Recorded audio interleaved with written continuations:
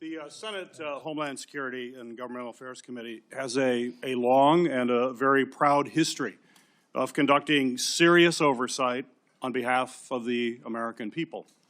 When this committee has been at its best, Democrats and Republicans have worked together to investigate complicated issues, to follow the facts wherever they may lead, and produce recommendations that actually strengthen our nation's security and improve government functions. That bipartisan tradition has produced meaningful work following Hurricane Katrina, the January 6th attack on the U.S. Capitol, failures at the Secret Service, and countless other matters. Unfortunately, today's hearing is the latest step in the chairman's sharp departure from that long tradition. This hearing appears to be a culmination of months of biased and selected efforts by the majority under the guise of a committee investigation to basically legitimize a predetermined conclusion that was reached years ago. In 2021, the chairman has called for today's witness to be fired, to be arrested, accused him of leading cover-ups and conspiracies. He has even featured the witness prominently in fundraising emails and on the cover of his book. He has also called for the cancellation of the witness's security detail, despite the fact the witness and his family have received numerous credible death threats.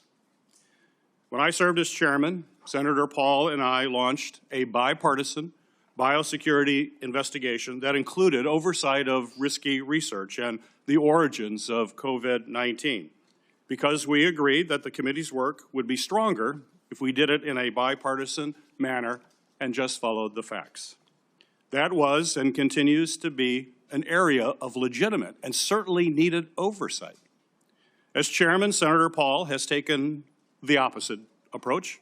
He has abandoned longstanding practice by blocking minority participation in committee oversight actions and has chosen to selectively release committee records that the minority has never had any access to in order to support his pre-drawn conclusions. The chairman has repeatedly excluded committee's minority and withheld documents and evidence from members that are entitled to receive them, disregarding longstanding Senate rules and committee precedent that have preserved the credibility of our oversight in this committee for decades. I have raised these concerns directly with the chairman because it's not just what we investigate that matters, but how we conduct that investigation. That also matters. One-sided investigations designed to validate predetermined conclusions do not serve the American people, who sent us to actually uncover the truth and to solve problems. I wrote to the chairman requesting that he adhere to committee rules. But instead of addressing concerns that I raised, he removed part of the committee's website from the public view.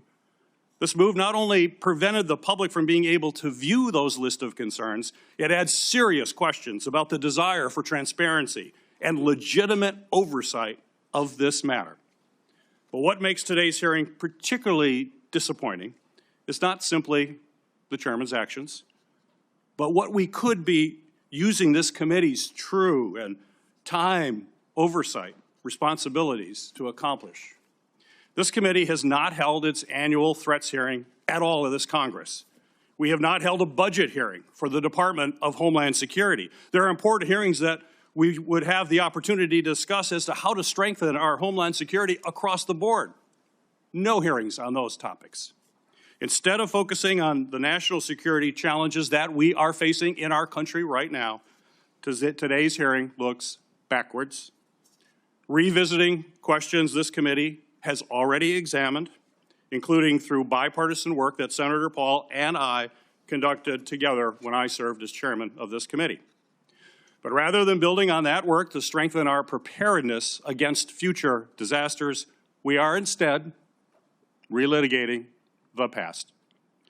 COVID-19 exposed serious deficiencies in our nation's public health infrastructure. We know that. More than 1 million Americans lost their lives, and this committee should absolutely continue to examine how we can better prepare our nation against future biological threats. Those are the kinds of forward-looking, life-saving questions that will help our nation be better prepared to protect the health and the safety of Americans when the next emergency occurs. Unfortunately, at this precise moment, we should be strengthening our capabilities. The Trump administration seems to be doing everything in their power to actually weaken our capabilities. The administration has hollowed out the public health workforce.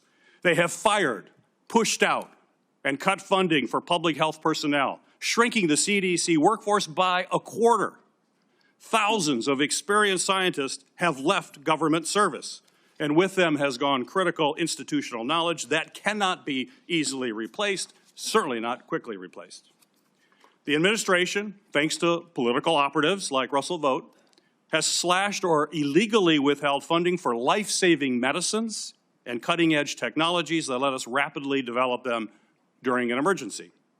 Mr. Vought is now further politicizing the federal grant-making process, proposing to subject all federal grants, including those for disaster relief, housing development, and cancer research, to the whims of political appointees, not nonpartisan experts.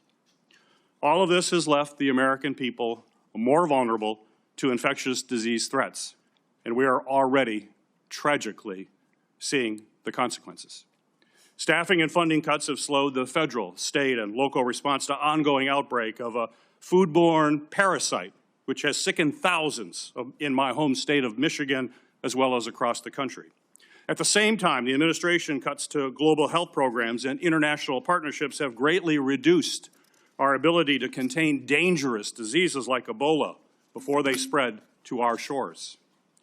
We should be examining whether our federal health agencies have the personnel and the resources they need to effectively prevent, detect, and respond to these threats.